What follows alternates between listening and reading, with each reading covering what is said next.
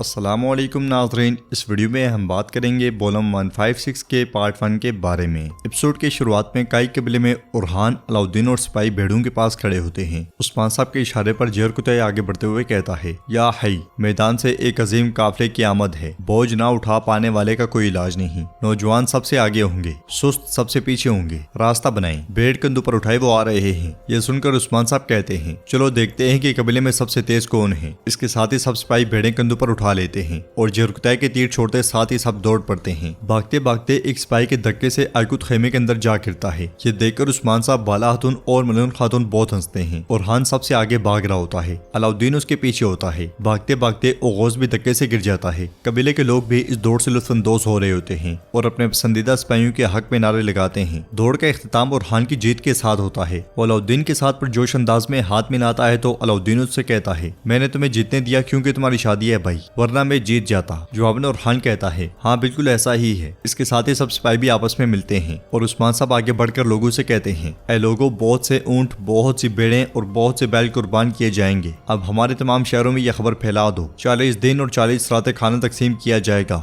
यह सुनकर लोग खुश होकर उस्मान साहब को दुआएं देते हुए कहते हैं, अल्लाह आपसे राजी हो हुजूर, अल्लाह आपसे राजी हो। जवाब में उस्मान साहब कहते हैं, अल्लाह आपसे भी राजी हो। फिर उस्मान साहब अलाउद्दीन की जानिब बढ़ते हुए कहते हैं, क्या हुआ अलाउद्दीन, तुम खामोश क्यों खड़े हो? फिक्र ना करो, हम जल्द ही तुम्हारी शादी का भी एहतमाम करेंगे। हम तुम्हारे लिए गोंचा का हाथ मांगेंगे बेटा, तब तुम अपने भाई को इस दौड़ में शिकस्त दोगे। तो अलाउद्दीन कहता है, इंशाअल्लाह हुजूर, अल्लाह हमें वो दिन जरूर दिखाएगा। यह सुनकर उस्मान साहब कहते हैं, अगर ये फितना फैलाने वाले और फसाद फैलाने वाले हमें नहीं रोकते तो हम अल्लाह के हुक्म से वो दिन भी देखेंगे। नाज़रीन, इसके बाद हम देखते हैं कि सरदार याकूब एक तवील अरसे के बाद सरदी बाजार में दाखिल होता है। लोग उसका निहायत पुरजोश अंदाज में इस्तकबाल करते हैं। सरदार याकूब भी सीने पर हाथ रखकर लोगों का शुक्रिया अदा करता है। महमद आगे बढ़कर सरदार याकूब के हाथ का बोसा लेता है और कहता है, खुश आमदीद बाबा। फिर पूछता है, क्या मेरी माँ नहीं आई? तो सरदार याकूब कहता है, तुम जानते हो कि हमने ये जगह किस हालत में छोड़ी थी महमद। वो वापस आकर उस्मान की खवातीन को नहीं देखना चाहती, वो जहेज से नौब ले जाएंगे। अब तुम मुझे बताओ, कहाँ है वो तुम्हारी गद्दार बहन? जवाबन महमद कहता है, मैंने उसे कैद में डाला हुआ है बाबा, ताकि वो गलती से भी भागने की कोशिश ना करे। ये सुनकर सरदार याकूब गुस्से में गोंचा को पुकारता है और आगे बढ़ जाता है। जिंदान में गोंचा आईने की जानिब देखते हुए कहती है, मेरे अलाउद्दीन, मैंने इस मोहब्बत के लिए सब कुछ खतरे में डाल दिया है। मैं अपना वादा निभाऊंगी, क्या तुम भी अपना वादा निभाओगे? आईने में उसे अलाउद्दीन का अक्स नजर आता है तो वो एकदम से खड़ी हो जाती है, मगर वहाँ अलाउद्दीन नहीं होता। ये देखकर वो बहुत परेशान हो जाती है। इसलिए में फितनत आकर जिंदान खोलती है तो पीछे पीछे सरदार याकूब वहाँ पे आता है। सरदार याकूब को देखकर गोंचा बहुत खुश होती है और कहती है, बाबा अल्लाह का शुक्र है कि आप आ गए हैं। मगर सरदार याकूब आगे बढ़कर उसे झड़क देता है और आईने उसे लेते हुए कहता है, तुम होती कौन हो मेरे हुक्म को नजरअंदाज करने वाली और अपनी मनमानी करने वाली? गोंचा, क्या तुम वही हो जिसे मैंने पाला है? ये कहते साथ ही सरदार याकूब आईना फेंक कर उसे टुकड़े टुकड़े कर देता है और मजीद कहता है, जब मैं रियासत की भलाई के लिए जद्दोजहद कर रहा था अपने मुस्तकबिल की खातिर, तो तुम कैसे मेरे दुश्मन के बेटे से प्यार कर सकती हो? हाँ, मेरी बेटी रियासत की बका के लिए जो जरूरी है वो करेगी। तुम जानदार के बेटे अहमद से शादी करोगी। गोंचा गुस्से से कहती है, बाबा बस बहुत हुआ, मेरा दिमाग अभी तक होश और हवास में बाकी है। मैं अलाउद्दीन साहब से मोहब्बत करती हूँ, चाहे कुछ भी हो जाए। मैं मर जाऊंगी लेकिन कभी किसी और से शादी नहीं करूंगी। सरदार याकूब चिल्लाते हुए कहता है, बकवास बंद करो। वो गोंचा को मारते मारते रुक जाता है और मजीद कहता है, तुम जानदार के बेटे अहमद से शादी करोगी,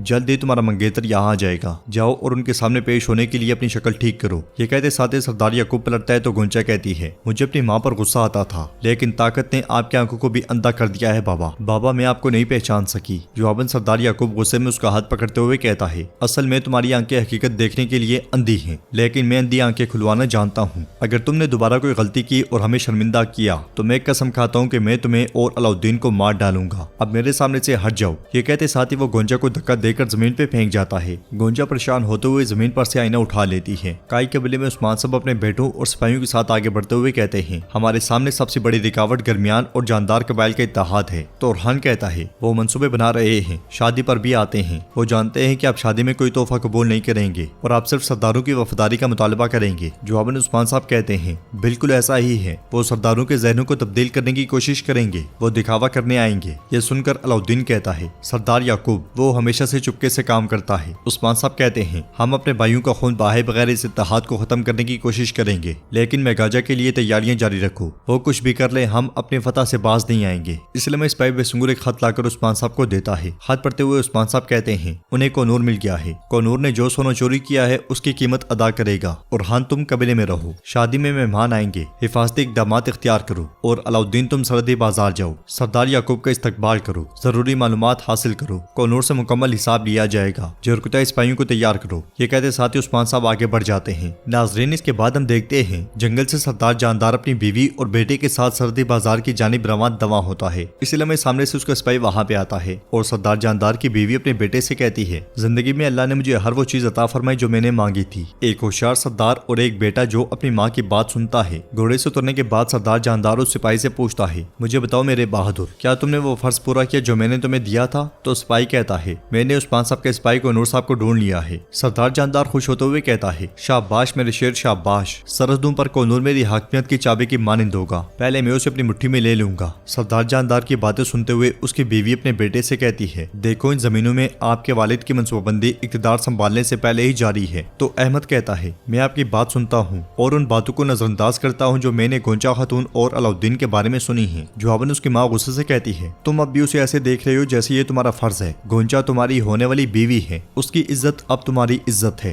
यह सुनकर अहमद कहता है, अगर अलाउद्दीन हद पार करता है तो मैं रहम नहीं करूंगा। सरदार जानदार भी फिर से घोड़े पर सवार हो जाता है और कहता है, हमारी परेशानी सिर्फ जानदार कबीले का मुस्तकबिल है। इस शादी के बाद हम पहले से भी ज्यादा मजबूत हो जाएंगे। तो अहमद कहता है, मैं जानता हूँ बाबा, मैं जानता हूँ। यह सुनकर सरदार जानदार कहता है, तुम जानते हो, लेकिन यह भी तुम्हें मालूम होना चाहिए तुम्हारे बाबा तमाम एहतियाती तदबीर इख्तियार करेंगे और तमाम चालों की मनसूबाबंदी करेंगे, लेकिन अगर तुम समझौता करोगे तो हम सब हार जाएंगे। अगर ये शादी ना हुई तो ना दरमियान रहेगा और ना जानदार, और हम सब के सब उस्मान के ताबे होंगे। तो अब हम सबको अपना फर्ज अदा करना है। आप लोग सरहदी बाजार पहुंच जाएं। याकूब साहब का दिमाग और गोंचा खातून का दिल खुश करने की कोशिश करेंगे और मैं इस मसले से निपटने के बाद आपसे आ मिलूंगा। ये कहते साथ ही वो सब आगे बढ़ते हैं। दूसरी जानिब उस्मान साहब सिपाहियों के साथ कोनूर के ठिकाने के पास गात लगाए बैठे होते हैं। वहाँ पे सिपाहियों को देखकर जरकुता पूछता है, हुजूर ये कौन है? मैंने इन्हें पहले कभी नहीं देखा। जवाब में उस्मान साहब कहते हैं, ये सल्जूकी सिपाही हैं जिन्हें रियासत ने तर्क कर दिया है। गद्दार, ये यहाँ काफिलों को लूटते हैं, सोना चोरी करते हैं। सिपाहियों हमला करो। उस्मान साहब के ये कहते साथ ही सिपाही तलवारें लेकर गद्दारों पर चढ़ दौड़ते हैं। इस मंजर को देखते साथ ही कोनूर एकदम से उठ जाता है और कहता है, हमला हुआ है। सबके सामने आते साथ ही उस्मान साहब भी जरकुताई के साथ आगे बढ़ते हैं। इसलिए में उनका सामना कोनूर से होता है, जिसे देखकर उस्मान साहब गुस्से से कहते हैं, कोनूर हिसाब देने का वक्त आ गया है। यह सुनकर कोनूर का साथी उससे कहता है, कोनूर भागो यहाँ से, उस्मान साहब अगर तुम्हें पकड़ेंगे तो मार डालेंगे। ये कहते साथ ही वो आगे बढ़ते हुए उस्मान साहब से कहता है, कोनूर साहब तक पहुंचने के लिए तुम्हें पहले मुझे कुचलना पड़ेगा।